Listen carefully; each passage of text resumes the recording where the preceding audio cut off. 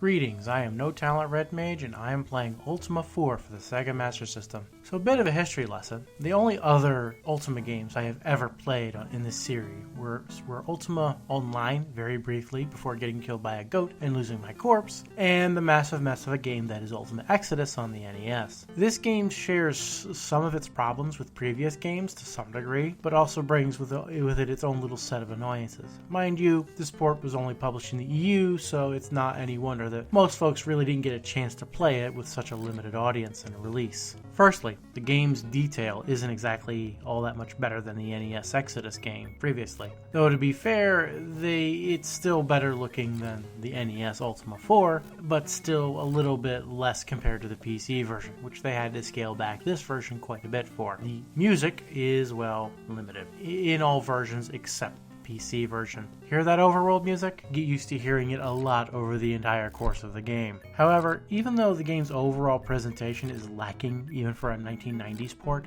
there is something here I found rather amusing. The dialogue system. Whenever you talk to an NPC, you can pry them for information via messing around with the topics.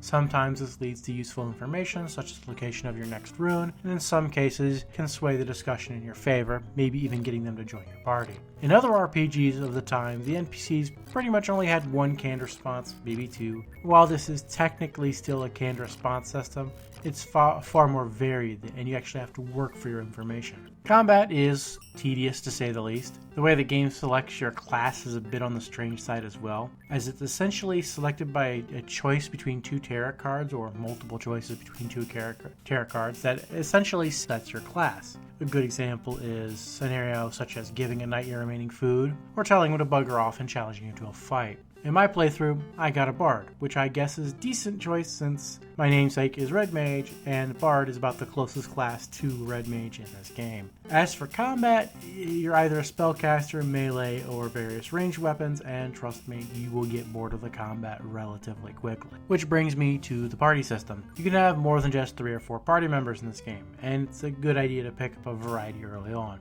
While your enemies early game can be outright mutilated by just a sling with you alone, you'll soon come across enemies that are best dealt with by magic, which kind of blows since the magic system requires preparing spells by mixing reagents ahead of time, which you can mess up a lot since there's quite a few of them, and basic mixtures are actually in the game manual and nowhere else in the actual game, which is unless you obviously look up a FAQ on the internet. Melee quickly becomes a non-option mid to late game, just like in Ultima Exodus. Essentially, the HP of the monsters increases to such an extent that melee party members become relegated to tank duty and little else. My other problem is, despite the game being really good at telling you where to go via dialogue, there's no map aside from the one provided to you if you actually bought the game, which leads to getting lost after maybe the first couple runes, or in this case, rune dungeons. Imagine the entire game is played on planet Namek. Can't find anything because everything looks the goddamn same on this forsaken rock. Despite its setbacks, it's still one of the more entertaining and deeper RPGs of the Sega Master System.